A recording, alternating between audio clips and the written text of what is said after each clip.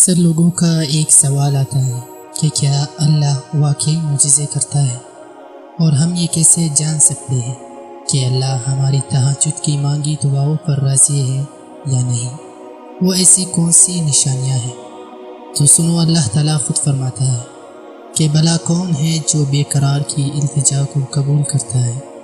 اور کون اس کی تکلیف کو دور کر دیتا ہے، اور بھلا کون ہے جو ہواؤں کو اپنی رحمت کے آگے خوشخبری بنا کر بھیجتا ہے۔ یہ سب اللہ ہی تو کرتا ہے، تو کیا اللہ کے سوا کیا کوئی اور معبود بھی ہے تمہارا؟ ہرگز نہیں،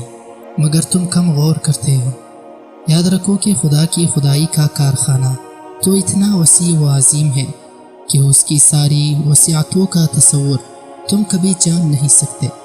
دیکھو، اگر آج تمہاری زندگی میں کچھ ایسا ہو رہا ہے جو تمہیں تکلیف میں ڈالے ہوئے ہیں، اور کسی من پسند چیز کا نام لینا تمہیں بے چین رکھتا ہے، اور تمہارا دل شدت سے کسی معجزے کی تلاش میں رہتا ہے، تو یاد رکھو وہ وقت جب ایک مدت تک نبی کریم صلی اللہ تعالیٰ علیہ وسلم پر وحی کا نزول بند رہا، تو لوگ انہیں طعن و تشنیع کا نشانہ بناتے تھے کہ تمہارا محبت کرنے والا اللہ تو تمہیں بھول گیا ہے۔ اس وقت آپ صلی اللہ علیہ وسلم پر اس قدر غم کی کیفیت طاری تھی کہ بعض اوقات آپ صلی اللہ علیہ وسلم پہاڑوں کی چوٹیوں پر چڑھ کر شدید غم سے اللہ کو پکارتے۔ تو جانتے ہو، اسی وقت جبرائیل علیہ السلام نمودار ہو کر آپ کو تسلی دیتے ان آنے والے بہترین دنوں کی، تو آپ صلی اللہ تعالیٰ علیہ وسلم کو سکون سا آ جاتا اور اس اضطراب کی کیفیت بھی ختم ہو جاتی تھی۔ تو اگر آج تمہاری زندگی کسی وجہ سے حبس زدہ ہو گئی ہے، تو جان رکھو بہت جلد اللہ وہ بات نصیب بھی چلائے گا جو تمہارے دل کو ہمیشہ کے لیے سکون سے بھر دیں گے۔ اور جانتے ہو، قبول دعا کا ایک طریقہ یہ بھی ہے کہ کبھی کبھی جو تم اللہ سے مانگتے ہو وہ صرف ایک قطرہ ہوتا ہے، یعنی ایک چھوٹی سی چیز جس سے تم مانگتے ہو، جبکہ کچھ وقت میں ہی اللہ تعالیٰ تمہاری نصیب میں کوئی خاص چیز، کوئی بڑی حاجت تمہارا مقدر کرنے والا ہوتا ہے، مگر تم سمجھ نہیں پاتے۔ قرآن خود کہتا ہے کہ واقعہ یہ ہے کہ تمہارا رب غیر محسوس تدبیروں سے اپنی مشیت پوری کرتا ہے، اور بے شک وہ عالم بھی ہے اور حکیم بھی۔ اور اگر تم یہ چاہتے ہو اللہ تعالیٰ تمہاری تہجد میں مانگی دعاؤں کو قبول کر لے، تو اس سے پہلے ان چیزوں کو ضرور جان لو۔ یاد رکھو، اللہ نے تمہارے بارے میں جو مشیت فرمائی ہے وہ دراصل یہ ہے کہ تمہیں انتخاب اور اختیار کی آزادی بخش جائے، اور اپنے پسند کے مطابق راہوں پر چلتے رہنے کی قدرت دی جائے، تاکہ دو راستے تمہارے سامنے غیر و شر کے ہیں، ان میں جن راہ کو بھی اپنے لیے پسند کرو اس پر چل سکو، تاکہ ہر ایک جو کچھ بھی ہے اپنے کوشش کے نتیجے میں ہی پائے۔ اللہ تعالیٰ خود فرماتا ہے کہ اللہ سے بڑا تمہارا کوئی خیر خواہ نہیں، وہ تو تمہاری بھلائی چاہتا ہے،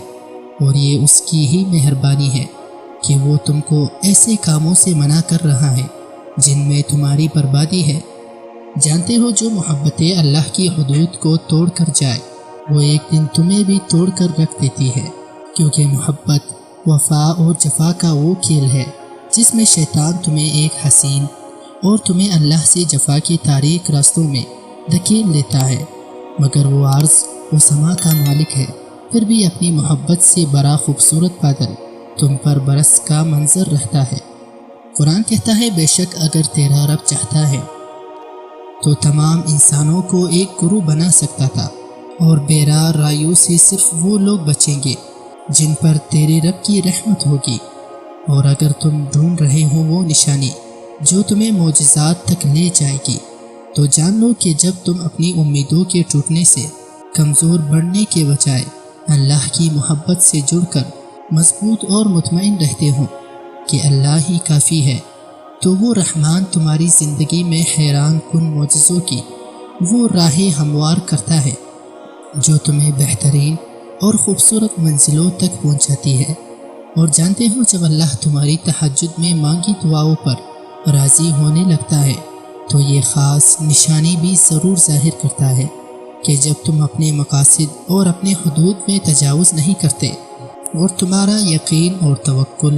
ہم وقت اللہ ہی کی ذات سے وابستہ رہتا ہے،